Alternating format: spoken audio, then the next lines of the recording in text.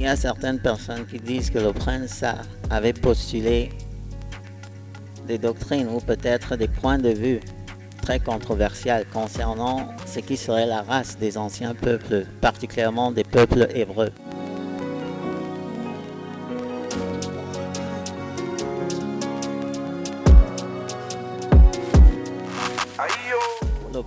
Pour le prince, les peuples hébreux, c'était des noirs, c'était des nègres.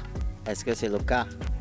Est-ce que c'est ce que la Bible dit? Est-ce que c'est ce que les sources académiques, les sources historiques, et même la source scientifique dit? On va le voir.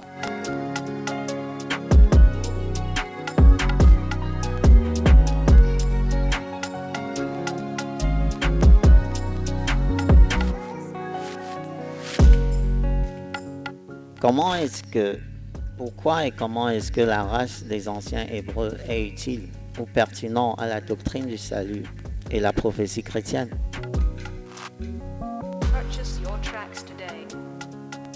Si j'apprends que les Hébreux et que les peuples bibliques étaient des Noirs,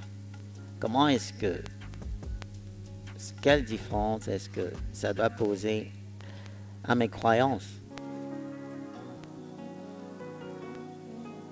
Est-ce que même c'est utile? Est-ce que même c'est important? C'est qu'on veut regarder. You're welcome back, sir. Thank you so much. Thank you very much. Merci beaucoup. On veut savoir, est-ce que les anciens peuples, on va commencer avec les anciennes civilisations qui commencent avec la création, et puis on procède à la grande Mésopotamie, et puis on procède à l'Égypte. Okay. Les Égyptologues, et puis les historiens péliaux disent que ces anciens peuples étaient des peuples noirs. On a beaucoup de sources qui en confirment. Mais il semblerait qu'il y a un agenda ou une propagande, surtout à travers les réseaux sociaux. Des réseaux sociaux depuis le temps qui commence avec la télé. Parce que ce que Hollywood nous montre de ce qui étaient les anciens peuples, c'est une race de blancs. Il y a tout dernièrement le film Gods of Egypt. Gods of Egypt et même L'Arche de Noé. Ce sont les films de Hollywood. C'était produit il y a de cela, je pensais, à peine une décennie. Jésus de Nazareth. Et ça avait provoqué tellement de bouleversements, tellement de ripostes sociales, parce que ces gens disent non, on connaissait les anciens Égyptiens surtout, on les connaît dans les sculptures, dans les hiéroglyphiques, ce sont des noirs. Hollywood les peint blancs. C'est comme si Hollywood est dans un agenda pour blanchir le monde. C'est ce que quelqu'un expliquait, que la logique, la stratégie du conquérant, c'est de réécrire l'histoire à son portrait. Qu'est-ce que vous en pensez? Bien, je voudrais remercier l'invisible Tout-Puissant qui permet qu'on puisse être ici ce matin. Celui-là qui a donné le soleil et le souffle de vie à tout le monde, blanc comme noir. Celui qui a donné la vie et le bien à tout le monde et l'amour, blanc comme noir. Je voudrais le remercier, celui-là qui tient l'équilibre des choses par la vérité. C'est la vérité qui soutient l'équilibre des choses et l'amour. J'aimerais remercier celui-là qui n'est pas raciste, qui n'est pas tribaliste, mais qui aime tous les enfants de la terre. Et sur ce, je voudrais dire que malheureusement, il y a une conspiration par certains, hein, j'insiste sur le mot certains, certains hommes, certains fils de Dieu, même de couleur noire, même de couleur blanche, à vouloir édulcorer, cacher la vérité pour pouvoir dominer, n'est-ce pas, les enfants qui aiment la vérité, pour pouvoir dominer les peuples noirs qui sont des personnes bonnes, qui aiment la vérité et le bien. Mais comme on le dit toujours, la vérité a de longues jambes, le mensonge ne traverse pas la rivière et n'a pas de longues jambes. Malheur pour le mensonge qui est pris en chasse. Les preuves sortent par millions. Que les peuples hébreux, ce sont les Noirs. Les peuples égyptiens, ce sont les Noirs. Cette affirmation n'est pas clandestine. Hein.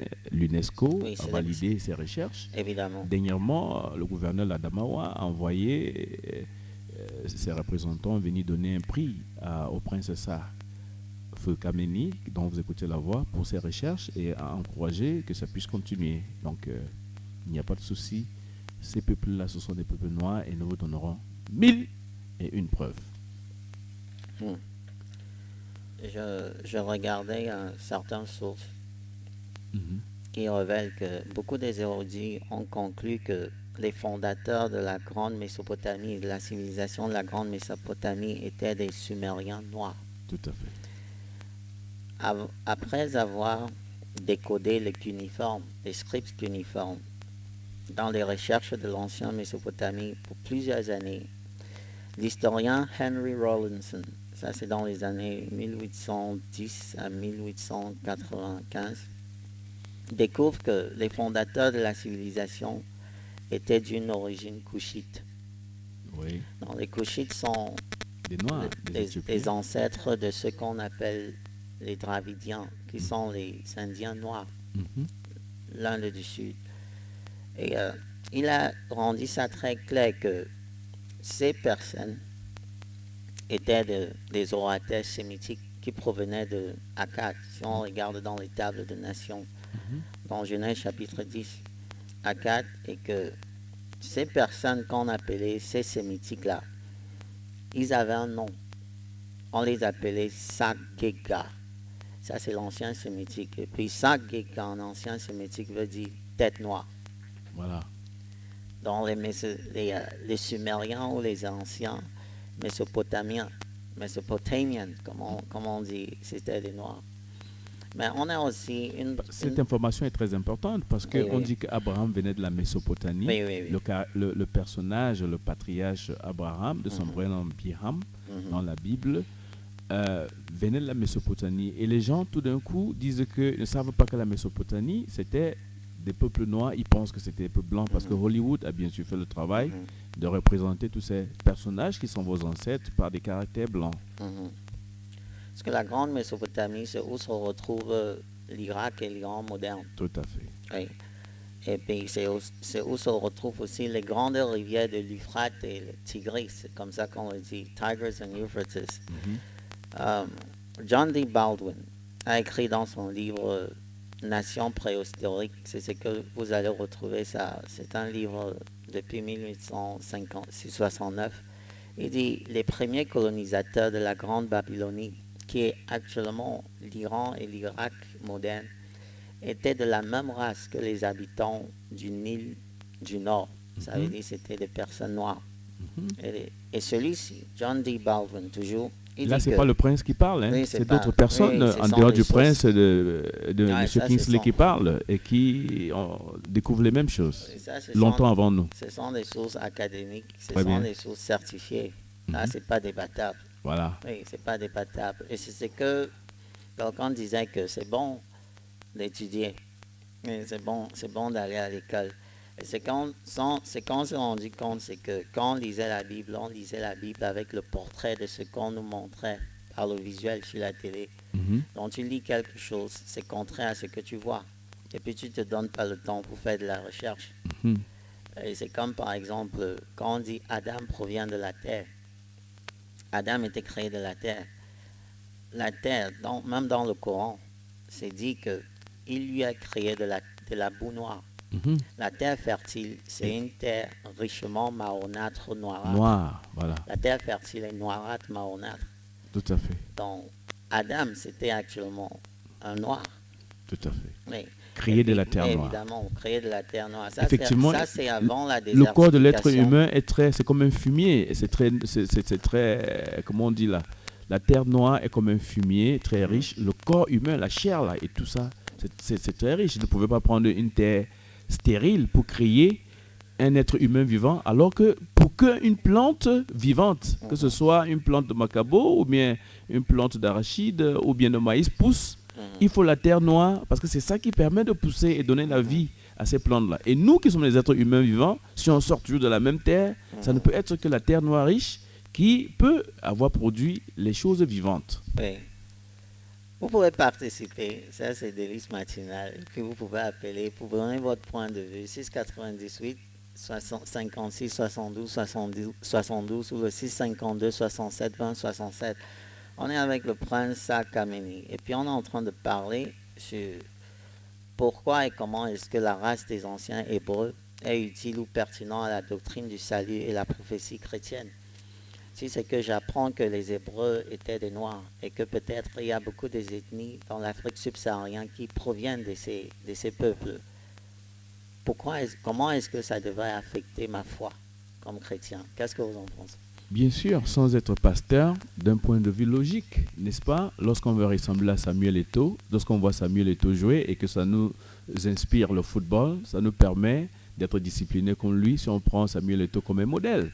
Eh bien, si ces Hébreux sont noirs, c'est beaucoup plus de pression aux Noirs qui ressemblent ces ancêtres-là de pouvoir suivre, n'est-ce pas, l'exemple bien, l'exemple d'auteur, l'exemple de bonne conduite, l'exemple de foi de ceux-là. Ça devrait plutôt nous pousser à tenir ferme dans nos églises respectives ou dans nos religions respectives, ou bien pour ceux qui ne partent pas à l'église, tenir foi plus en Dieu, qu'on soit un notable du village. On devrait comprendre qu'on doit adorer l'invisible, donc c'est plutôt du positif. Ce n'est pas pour détruire ces informations, notre foi, ce n'est pas pour détruire une église, mais pour nous pousser à être beaucoup plus ancrés dans nos pratiques qui honore l'invisible et qui nous fait être des meilleurs citoyens, ou bien des meilleurs chefs de famille, des meilleurs princes, des meilleurs notables, des meilleurs rois, n'est-ce pas,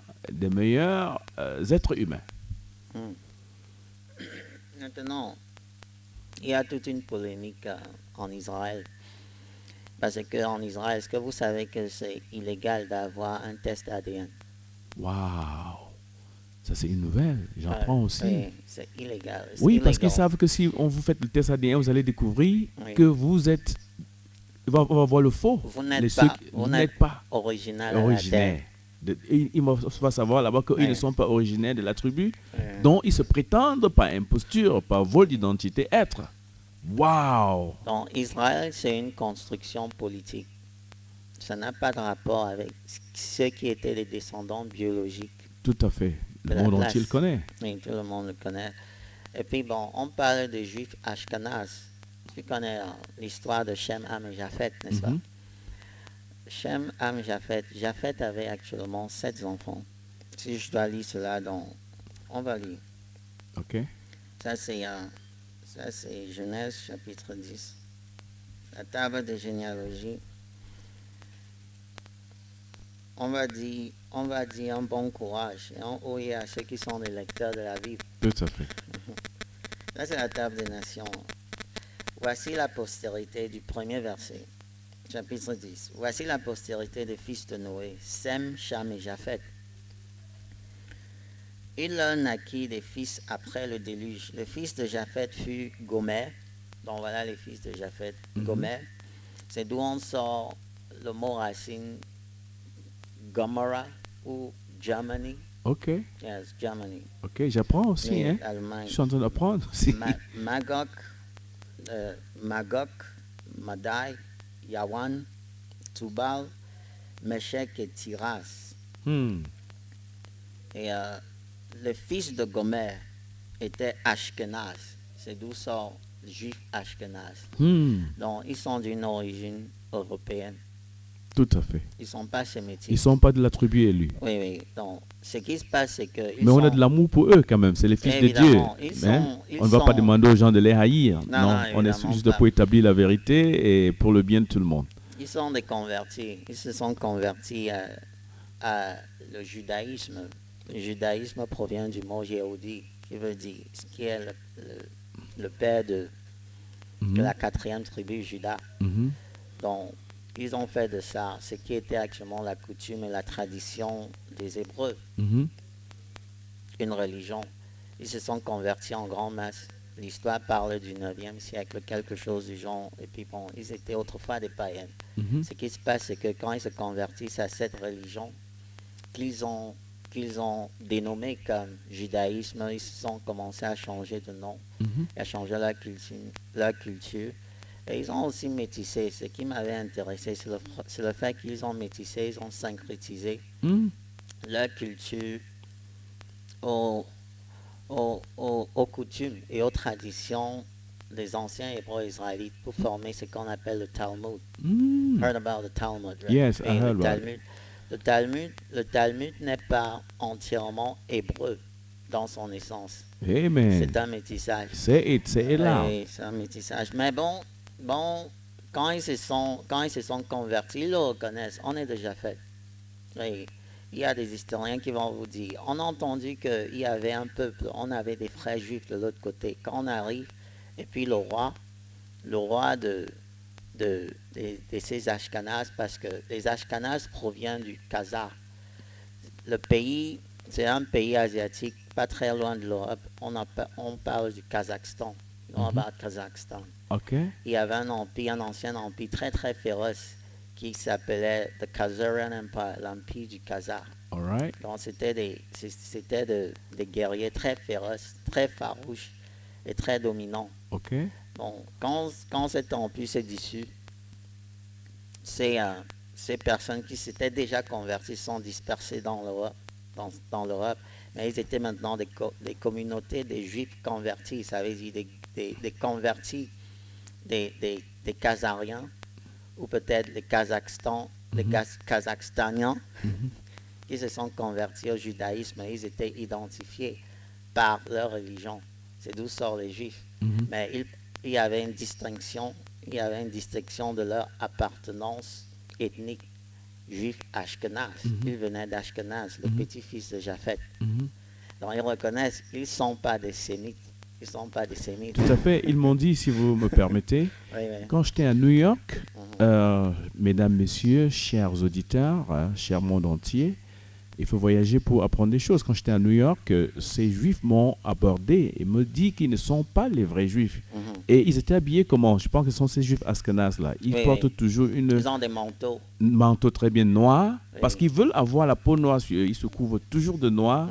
Même les mains, c'est les gants noirs, chapeau noir. Ils essaient de faire leurs cheveux rasta, Oui. mais ils ne peuvent pas. Non, ils ne peuvent pas Ils développer ne peuvent des pas locks développer les locks naturellement. que les Nazarites, dans Oui, la oui. Bible, les vrais Nazaréens Bien, avaient. des vrais Donc, Nazarites. là, ils essayent de développer ça pour ressembler. Alors, ils me disent que eux-mêmes, comme Kingsley, le journaliste, vient de dire, et d'autres personnes disent, eux-mêmes, ils reconnaissent, hein, oui, qu'ils ne sont pas les vrais Oui, ils juifs. le savent. Ils ont reconnu ça en face du prince. Moi, comme ça, là, c'est pas le rêve. Hein, à New York, qui ne sont pas ces vrais juifs là. Et Oui, ils savent qu'ils sont des convertis. tout à fait. Ils le reconnaissent. Il y a de cela, je crois, à peine 10 ans, la communauté des érudits juifs a envoyé une lettre aux ethnies, au peuple Yoruba, Mhm, du Nigeria. mhm, Et dans cette lettre précisément, il disait qu'on veut s'adresser aux 10 tribus mhm. Perdus d'Israël. perdues. Pourquoi? Parce que Les vrais. selon l'histoire, selon les sources, les premières ethnies qui ont migré dans l'Afrique subsaharienne, Mhm, les premiers, c'était actuellement ces ethnies qu'on retrouve au Nigeria, qui se sont établies, qui ont formé des grandes civilisations à côté du Niger, Tout les à fait. fleuves du Niger. Oui. Je dois les appeler des nègres. Ça provient du Nigger. rive Niger, ouais, nègres. Parmi lesquels on retrouve les Yoruba. Mhm, On retrouve les Yoruba. Les Yoruba sont d'origine hébreu-israélite. mhm. Oui, ils ont reconnu, ces autorités ont reconnu. Oui, c'est Mais reconnu. évidemment, on ne doit pas faire de ça, on ne doit pas faire de ça une connaissance populaire.